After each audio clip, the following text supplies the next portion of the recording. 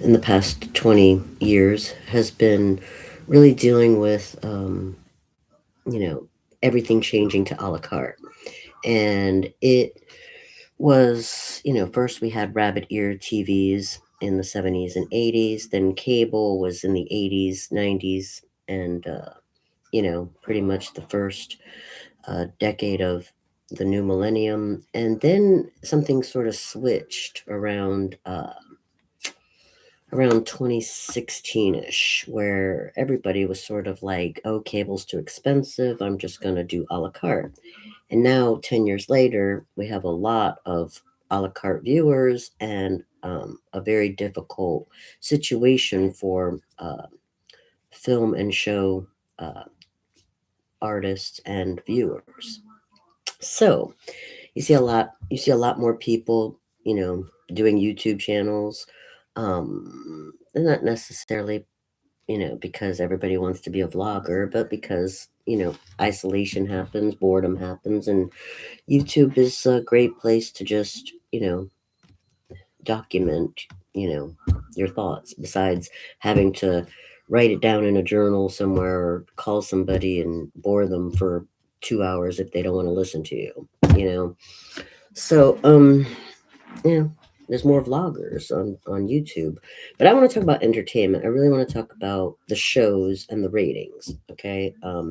Because I think most people who are still watching TV can agree that Netflix has been a dominating force in entertainment, and but there were a lot of other channels, either on cable or, you know, available per a la carte, that also had amazing and popular great shows and great ratings.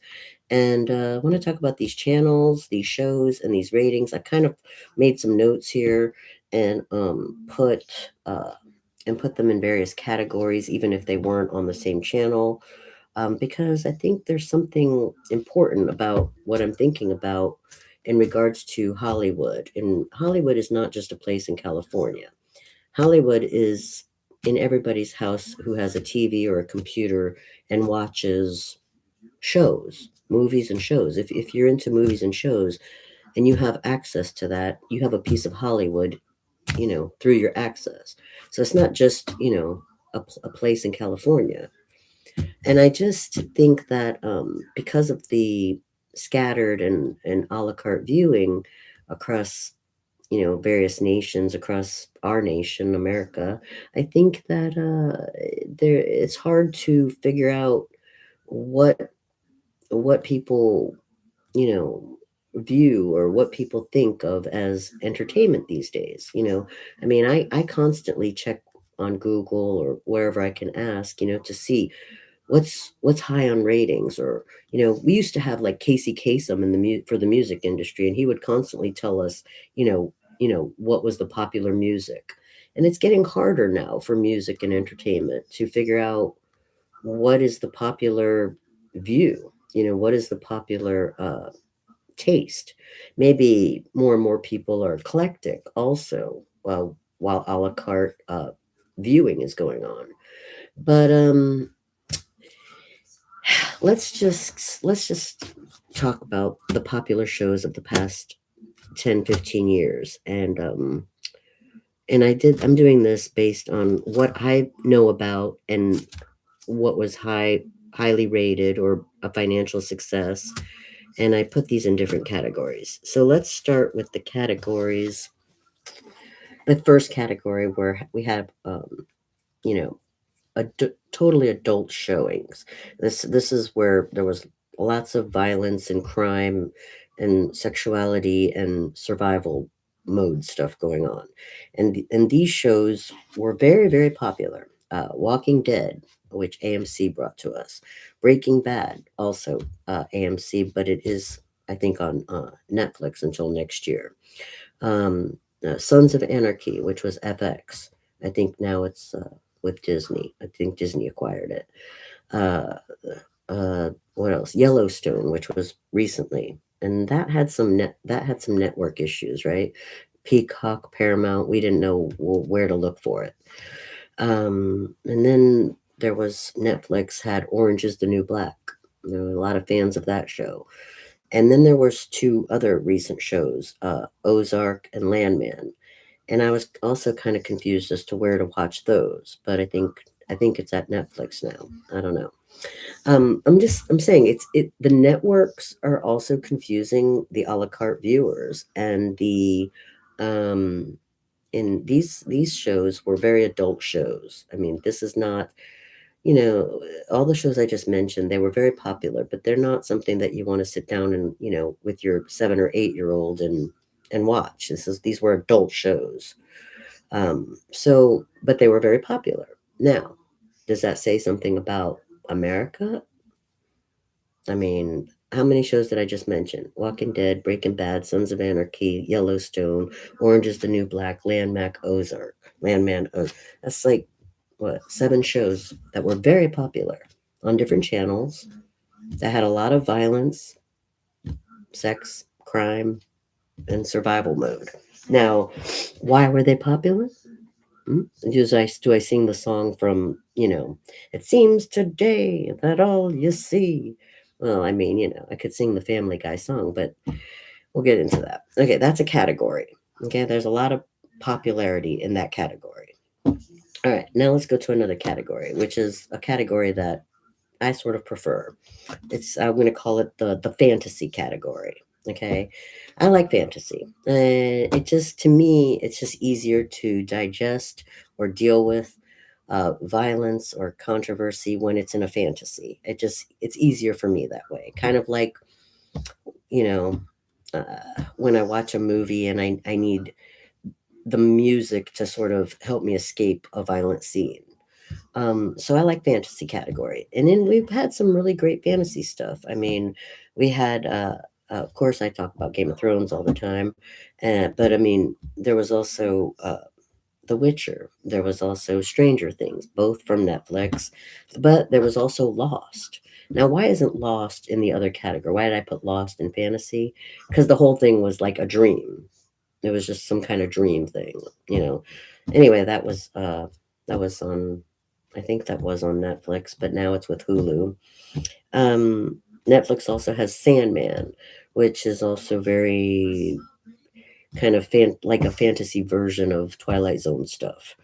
And then there's Vikings, which is historical fantasy, which is Netflix also. So Netflix has a lot of fantasy for the fantasy people. HBO, was doing great with Game of Thrones, and it has House of the Dragon. A lot of fans want that back, but HBO would have to bring it back.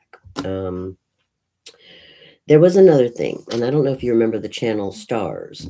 It had this one show called Spartacus, which is also available on Netflix now. And I do not recommend this. This is not PG-13. I do not recommend this. If you think Game of Thrones is harsh, or if you think, you know, any Walking Dead, Breaking Bad, or Sons of Anarchy is harsh, and you don't want to deal with harsh, I do not recommend Spartacus because it is the bloodiest. It's so bloody. It's. I I proceed with caution on that one. Uh, but I mean, it's definitely, what is it? I call it fantasy because it's way back in a different time period, and it's just, it doesn't look like anything modern. Oh, it doesn't look like today. It looks like you went back in time, way back in time. It's very different. So anyway, that's the fantasy category. Okay, then there's these other shows. These 3 shows have really great ratings uh, today, and I've not seen them. Bridgerton, Virgin River, and The Chosen. I think The Chosen is on Prime now, and Bridgerton and Virgin River are on Netflix. High ratings. They're very popular shows. I've not seen them. I'm just mentioning shows that I have not seen real quick, but they have high ratings. I'm just saying that because if you've seen those 3 shows, then you probably know what's popular right now. That's all I'm going to say. And then I want to go to something else, another category, sort of like the horror genre. Not that popular because there's basically 2 shows that are or are or have been doing well, and that would be Monsters, which is on Netflix, and the American Horror Story, which was an FX show. And they're still going on, these two shows, but that's it for the horror category. They don't have it's not a lot going on in the horror category, and those are the two that have the best popularity or ratings. So it was FX and Netflix for the horror genre. There was something for futuristic people, but it did. I don't know what's going on with that. Westworld was on HBO. It was offering like future people who like to think about the future, the robots, and it was an interest. It was like kind of like fantasy sci-fi. It was interesting. It was on HBO. I guess it fizzled out. Didn't must have not had high ratings. Star Trek Academy is this new thing. I don't know what's going on with that, but it's from Paramount. So if you were like, sci-fi into like the Fifth Element and Tron type of stuff, Westworld was given that a go on HBO, and Star Trek Academy is up. We'll see what happens. Uh, the heroes and villains in the Disney Channel. Well, Disney's been suffering. I've been talking about that in a lot of videos. Disney's been having a really hard time. Uh, they purchased the Star Wars stuff. They tried to put some stuff out: Mandalorian, Andor, Ahsoka, some shows. I don't know what happened. I really don't know what happened with them. They've got Doomsday, I guess, coming out from the Marvel stuff, but you have to go to the movie theater, I think, to go see that. And then, I mean, the last great hero that the fans are into is Deadpool. So I don't know what we're gonna get, if we're gonna get any more Deadpool. And then the last couple movies they put out, which was Snow White and Pinocchio, has mixed reviews. Because a lot of people weren't a big fan of changing it into live action.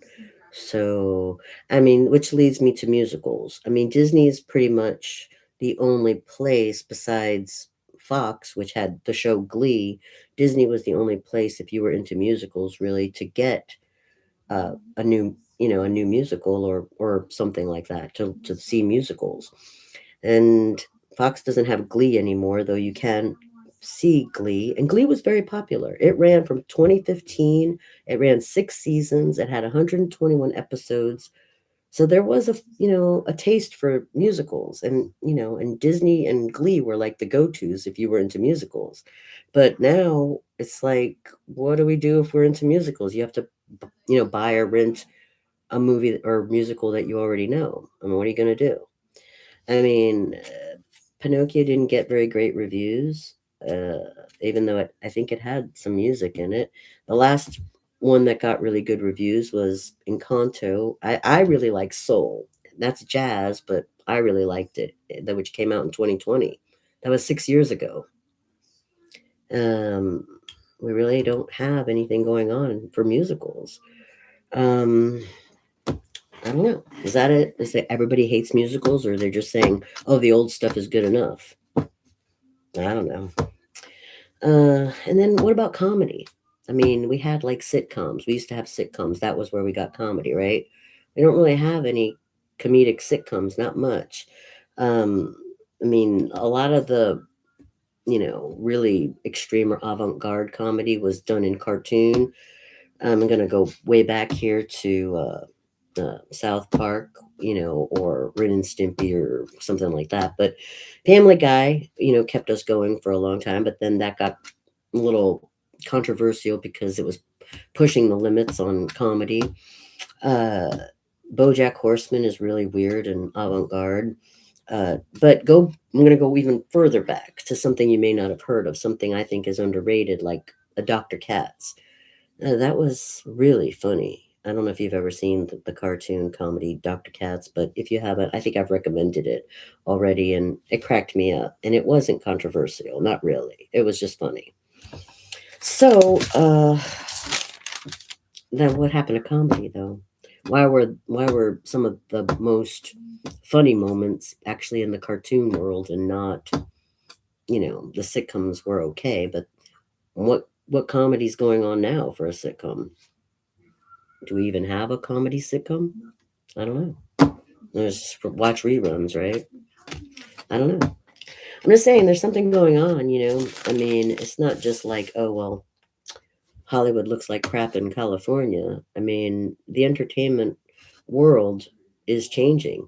And I just think that we should care about it as not just as artists or entertainers or whatever, but as viewers, because if it disappears, we're gonna miss it.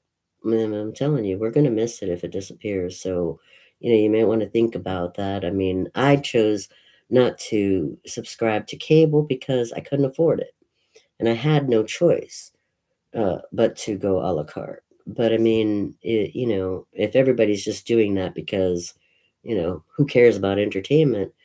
Eventually, it's going to disappear. No producers, no entertainment. Think about it.